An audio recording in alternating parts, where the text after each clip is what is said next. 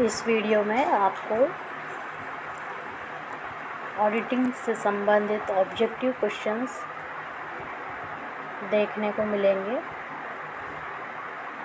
हालांकि आपके एग्ज़ाम में ऑब्जेक्टिव क्वेश्चन नहीं आते, लेकिन आपको थोड़ा सा डेप्थ में जाना होगा, क्योंकि यदि आपने अच्छी से स्टडी की है तो इन ऑब्जेक्टिव क्वेश्चंस के आंसर्स आपको आ जाएंगे।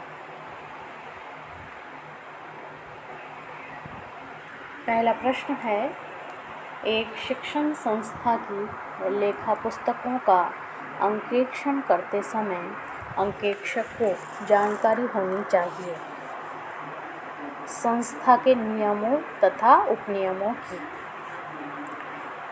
अनुदानित शिक्षण संस्थाओं को अंकेक्षण कराना होता है आवश्यक। खातों में जालसाजी करने पर अंकेक्षक को अधिकतम कितने वर्ष की कैद हो सकती है? 7 वर्षों की। कंपनी की लेखा पुस्तकों को कम से कम कितनी अवधि के लिए सुरक्षित रखना होता है? 8 वर्ष के लिए। भारतीय चार्टर्ड अकाउंटेंट संस्था द्वारा जारी मानकों की संख्या है 35। एक निजी कंपनी में सदस्यों की अधिकतम संख्या हो सकती है 200। लाभांश समानीकरण संचय किस संचय का उदाहरण है? विशिष्ट संचय। कंपनी अधिनियम के अनुसार गुप्त संचय बनाना है वर्जित। पूंजीगत लाभ का प्रयोग किया जा सकता है बोनस अंशों के निर्गमन के लिए और प्रारंभिक व्ययों को समाप्त करने के लिए। यदि कोई कंपनी अपनी साधारण सभा में अंकेक्षक की नियुक्ति नहीं करती है तो केंद्रीय सरकार अंकेक्षक की नियुक्ति करेगा।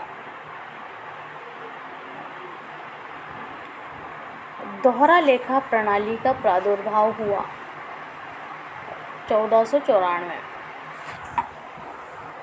चार्टर्ड अकाउंटेंट संस्थान की स्थापना सर्वप्रथम किस देश में हुई? इंग्लैंड में। भारतीय चार्टर्ड अकाउंटेंट संस्थान की स्थापना कब हुई? 1 जुलाई 1949। एक कंपनी में कौन अंकेक्षक के रूप में नियुक्त हो सकता है? Chartered accountant.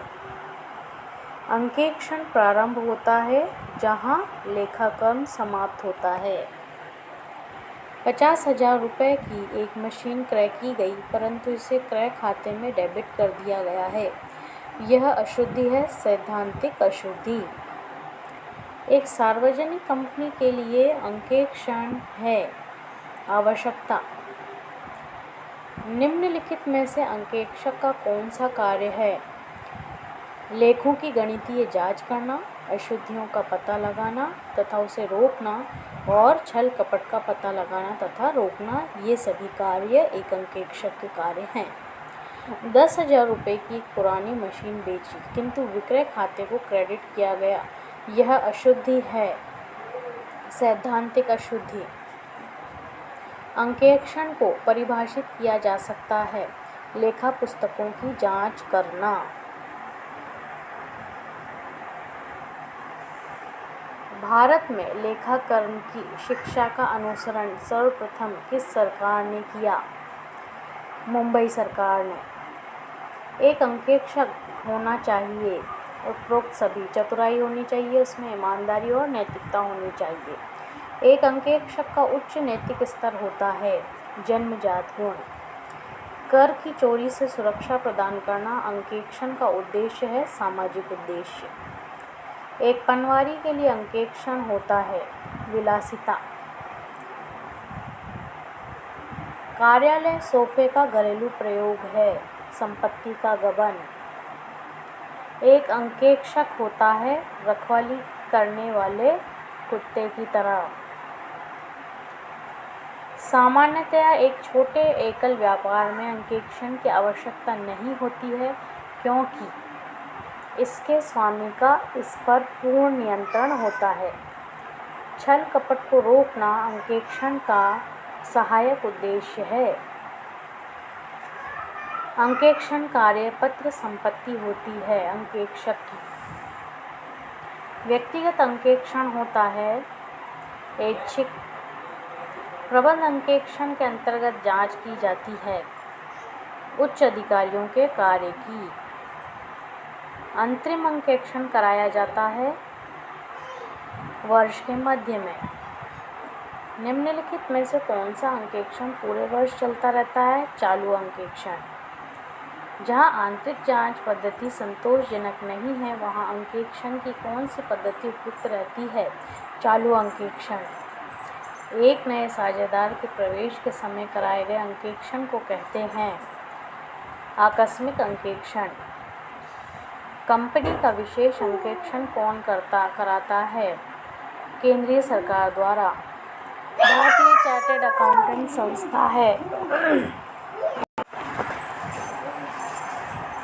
भारतीय चार्टर्ड अकाउंटेंट संस्था है स्वायत्त संस्था। निम्नलिखित में से कौन सा श्रम विभाजन के सिद्धांत पर आधारित है? आंतरिक नियंत्रण। एक चार्टर्ड अकाउंटेंट ने काम प्राप्त करने के लिए गश्ती पत्र भेजा। क्या वह उत्तरदायी होगा लापरवाही के लिए?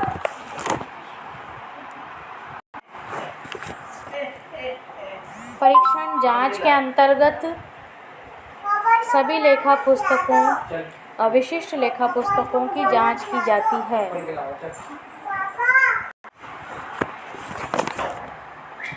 नैतिक जांच किसके द्वारा की जाती है? संस्था के कर्मचारियों द्वारा। अंकेक्षण कार्यक्रम होना चाहिए उपरोक्त सभी। लोचदार, स्पष्ट, विस्तृत और उपरोक्त सभी। निम्नलिखित में कौन सा श्रम विभाजन के सिद्धांत पर आधारित है? आंतरिक निरीक्षण। आंतरिक अंकेक्षक के रूप में कैसे कर्मचारियों को नियुक्त किया जाता है? जो लेखा पुस्तकों से संबंधित नहीं होते हैं किंतु लेखांकन में निपुण एवं ईमानदार होते हैं। एक आंतरिक अंकेक्षक होता है स्थायी कर्मचारी। प्रमाणन के अंतर्गत जांच की जाती है प्रारंभिक लेखा पुस्तकों की। प्रमाणकों की जांच करना किसके कार्य क्षेत्र के अंतर्गत आता है? प्रमाणन। निम्नांकित में से कौन सा सही है? कोई प्रमाणक बिना लेखा के या कोई लेखा बिना प्रमाणक के नहीं होना चाहिए। प्रत्येक प्रमाणक पर हस्ताक्षर होने चाहिए उत्तरदायी व्यक्ति के। निम्नांकित में से कौन सा अस्थायी संपत्ति नहीं है? ख्याति। निम्नांकित में कौन शायी संपत्ति है? कोयला खान। उद्धत मूल्य संबंधित होता है अंश से। स्कंद का मूल्यांकन किया जाता है लागत या बाजार मूल्य जो दोनों में से कम हो। मूल्यांकन के उच्चतम मूल्य पहले निर्गमन विधि का प्रयोग किया जाता है जब सामग्री का मूल्य बढ़ रहा हो। मूल्यांकन की आंतरिक मूल्य विधि संबंधित है अंश से। एक व्यय पूंजीगत व्यय होता है क्योंकि यह भविष्य के लाभ से संबंधित होता है। एक प्राप्ति पूंजीगत प्राप्ति है क्योंकि यह स्थायी संपत्ति से संबंधित होती है। एक हानि पूंजीगत हानि होती है क्योंकि यह स्थायी संपत्ति होती है। ह्रास एक आयगत हानि है क्योंकि यह चालू लेखांकन वर्ष से संबंधित होता है। व्यवसायी द्वारा लगाई गई पूंजी है पूंजीगत प्राप्ति। पूर्व में अपलिखित अप्राप्य ऋण से प्राप्त है आयगत प्राप्ति। अंकेक्षक के एक मूल्यांकनकर्ता नहीं है यह कहा गया था किंगस्टन कॉटन मिल्स मामले में।